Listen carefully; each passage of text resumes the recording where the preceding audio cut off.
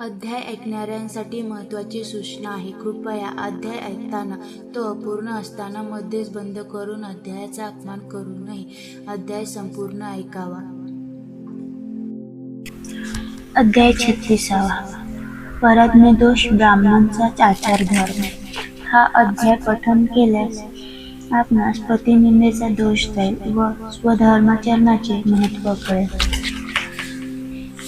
श्री गणेशाय नमः. सिद्ध म्हणाले, नामधारक, मी तुम्हाला एक घटना सांगतो. त्यावरून अन्नाबद्दल आपण किती जागरूक असले पाहिजे याची तुम्हाला कल्पना येईल.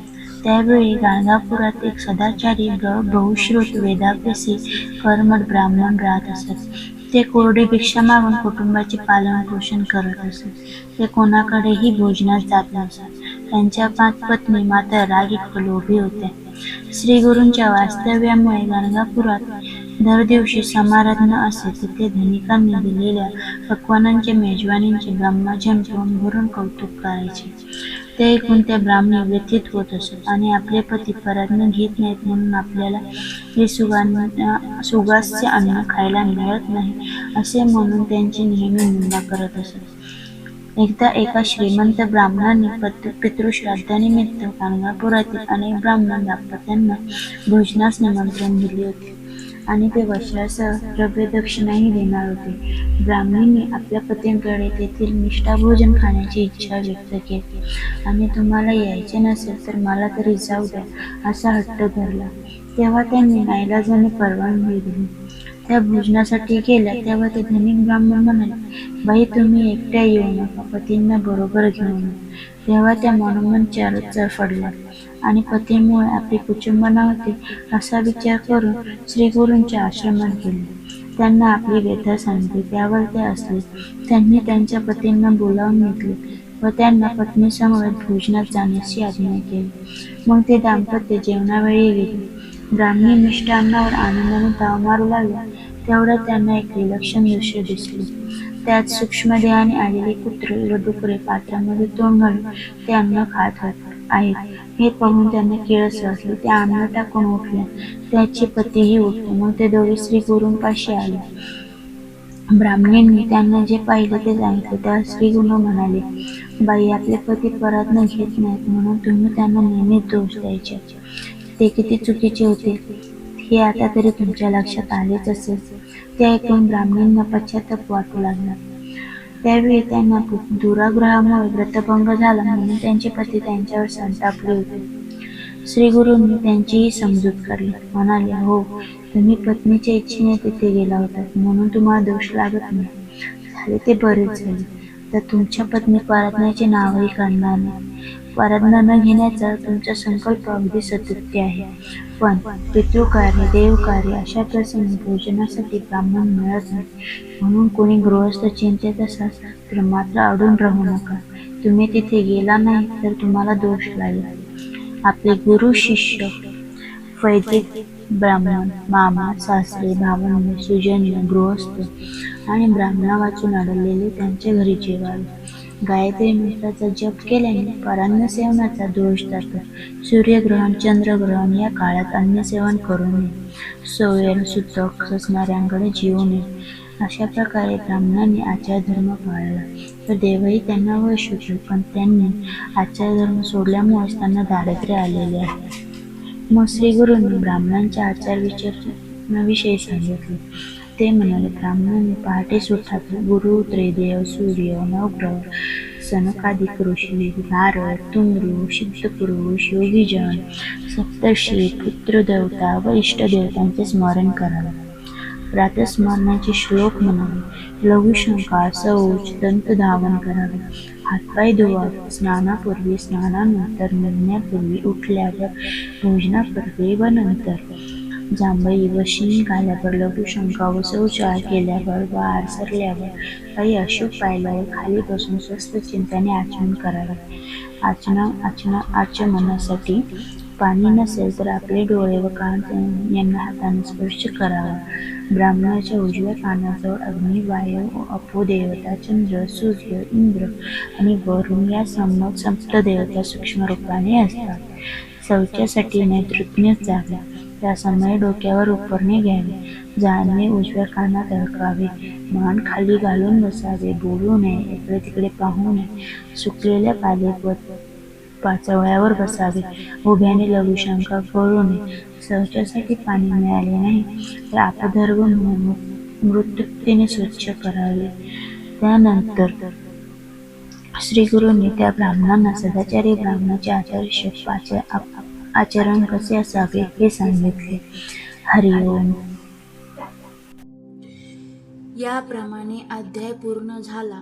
तरी अध्याय 37. गृहस्थाश्रमातील आचारधर्म. हा अध्याय पठन केल्यास आपणास व्यवहार ज्ञान वाढेल व गृहाश्रमात सुख लाभेल. श्री गणेशाय नमः. नामधारक सिद्धांना म्हणाले, मुने, त्यानंतर श्री गुरु नृसिंह सरस्वती स्वामी महाराजांनी त्या विप्रांना आणखीन काय सांगितले? सिद्ध म्हणाले, त्यानंतर श्रीगुरूंनी त्यांना ब्राह्मणाने कसे आचरण ठेवावे यावर सविस्तर निरूपण केले. त्याविषयी थोडक्यात सांगतो ऐका. ब्राह्मणाने गृहाश्रमात असताना आपल्या घरात जळण्याची लाकडे, दिव्य मणी, तूप, तीळ, कृष्णाजी, लोकरीची वस्त्रे व काळे मांजर या गोष्टी संग्रहित ठेवाव्यात. सारस, पक्षी व धेनू पाळावे. त्याच्या गृहात स्वतंत्र देवघर असावे. देवपूजेचे सर्व साहित्य असावे. देवघर स्वच्छ असावे. तिथे रांगोळी काढावी. उत्तम आसनावर बसून घरातील देवांची भावभक्तीने नित्यपूजा करावी. उदक, अग्नी, मानव, सूर्य, स्थल, दिलस्ते, प्रतिमा, यज्ञ, धेनू, ब्राह्मण, गुरु, शाळीग्राम ही सर्व विष्णूची अधिष्ठाने आहेत. त्यांची गुरूंच्या आज्ञेनुसार विधियुक्त पूजा करावी. देवशास्त्रदृष्टीने योग्य दिशेस ठेवावे. त्यानंतर श्रीगुरूंनी त्या ब्राह्मणांना प्राणायाम, अग्न्यास, ध्यान, देवपूजेच्या साहित्याची मांडणी, आवाहन, अभिषेक, मंत्रोच्चार यासाठी षोडशोपचारांनी कसे पूजन करावे या सर्व विधी नीट समजावून सांगितला. फुलांचे प्रकार. देवपूजेसाठी कोणती फुले घ्यावीत, कोणती फुले घेऊ नयेत, कोणत्या देवाला कोणती फुले वाहावीत, कोणती वाहू नयेत आणि पुष्पाचार्यांची कोणती फुले आहेत ते सांगितले. नमस्कार कसा करावा, केव्हा करावा, केव्हा करू नये, कोणाला करावा, कोणाला करू नये, कोण वंदनीय आहेत ते सांगितले. देवांना कसे संतुष्ट करावे, देवांची प्रार्थना कशी करावी, पूजा विसर्जन कसे करावे ते सांगितले. वैश्वदेवाचा विधी, अन्नदानाचे महत्त्व, अतिथींचे स्वागत कसे करावे, अतिथींच्या सेवेचे काय पुण्य लाभ होते, अतिथीचा उपेक्षा केल्याने काय होते, भोजन करताना कोणते नियम पाळावे, मंडल कसे करावे, कोणत्या देवतांचे स्मरण करावे, कोणत्या दिशेला तोंड करून बसावे, भोजनाचे पात्र कोणत्या धातूचे असावे, पत्रावळीसाठी कोणत्या वृक्षाची पाने घ्यावी आणि कोणती पाने निषिद्ध आहेत ते सांगितले. मग आपोषण, चित्राहुती, प्राणाहुती, मौन यांच्याविषयी सांगून कसे जेवावे, किती वेळात जेवावे, जेवताना किती घास घ्यावे, घास किती मोठा असावा, कोणाच्या संगतीत जेवावे, जेवताना कसे बसावे, कसे बसू नये, कोणत्या स्थानी जेवू नये, जाणावे कसे ठेवावे, अन्न उष्टे कधी होते, जेवताना दीप का प्रदीप्त ठेवावा आणि स्त्रीसाठी अन्न अविष्ट न ठेवल्यास कसा दोष लागतो यावर यथार्थ विवेचन केले. पाणी कसे प्यावे, कसे पिऊ नये, कुठले पाणी प्यावे, कुठले पिऊ नये, कोणत्या ठिकाणी पाणी पिऊ नये आणि जेवताना कोणते वस्त्र नेसावे ते सांगितले. जेवल्यावर आधी चूळ भरावी, मग हात धुवावे, मुख प्रक्षालन करावे, दात घासावे असा क्रम सांगितला.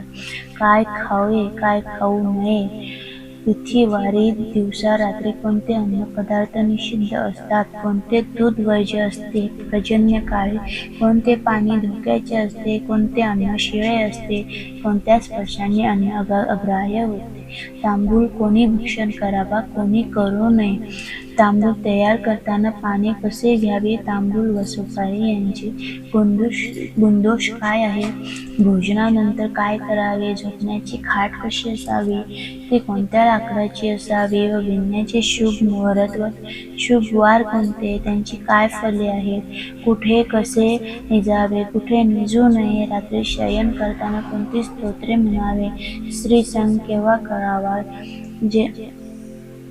किंवा करू नये. स्त्रीसंग करताना कोणती काळजी घ्यावी आणि स्त्रीसंगाच्या वेळी पती आणि पत्नी यांच्या मानसिकतेचा गर्भावर काय परिणाम होतो वगैरे सूक्ष्म विचारही सांगितला.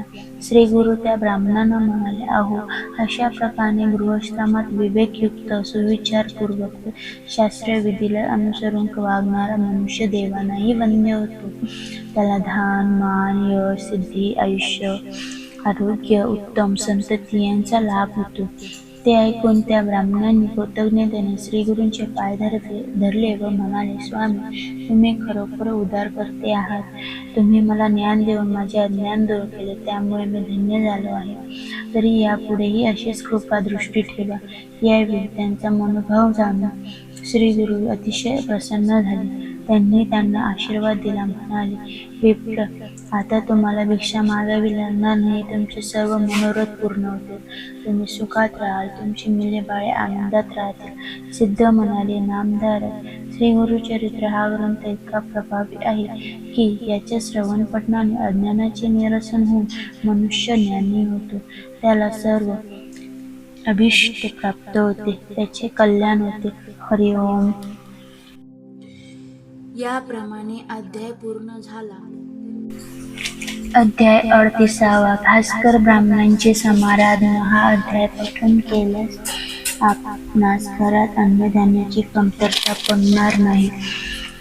श्री गणेशाय नमः. सिद्ध म्हणाले, नामधारक भक्तगण श्री गुरु नृसिंह सरस्वतींना द्रव्य अर्पण करत असत, पण त्याचा स्वीकार न करता ते त्या भक्तांना अन्नदान करायला सांगत असत.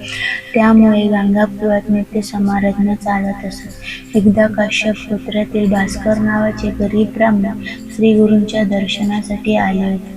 आपण श्री गुरूंना स्वहस्ते अन्न भिजवून भिक्षा घालावी असा त्यांना संकल्प होता. त्यांनी 3 दिवस माणसांना पुरेल इतका शिदाही आणला होता, पण नित्य चालणाऱ्या समाराधनामुळे त्यांना श्री गुरूंना जेव घालण्याची संधीच मिळाली नाही. ते 3 महिने इतरांनी दिलेल्या भोजनाचाच लाभ घेत होते. ही गोष्ट काही लोकांना समजल्या तेव्हा ते कुस्तीपणे हसून म्हणाले, हे ब्राह्मण श्री गुरूंना भोजन देण्याचे निमित्त करून रोजच्या रोज आपली सोय पाहत आहेत. यांची यांना लाज कशी वाटत नाही. यांनी आणलेली सामग्री तुटपुंजी आहे. तीच श्री गुरु, त्यांचे शिष्य व भक्त कसे जेवणार. त्यानंतर सर्वच लोक त्यांची उघड चेष्टा करू लागले. ते गरीब ब्राह्मण कोणाला काय बोलणार. लोकांचे वागमान ते मुकाट्याने सहन करत असत. एके दिवशी श्री गुरु त्यांना म्हणाले, आज तुम्ही स्वयंपाक तयार करा, मी तुमच्याकडची भिक्षा घेणार आहे.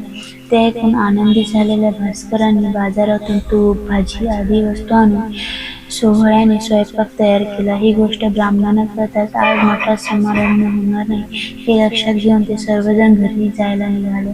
तेव्हा श्री गुरु म्हणाले, आज इथलेच जेवायचे आहे. तुम्ही सर्वांनी स्नान करून घ्या. त्याप्रमाणे सर्व मंडळी स्नानासाठी गेली. काही वेळाने श्री गुरुने भास्करांना त्या ब्राह्मणांना बोलावून आणायला सांगितले.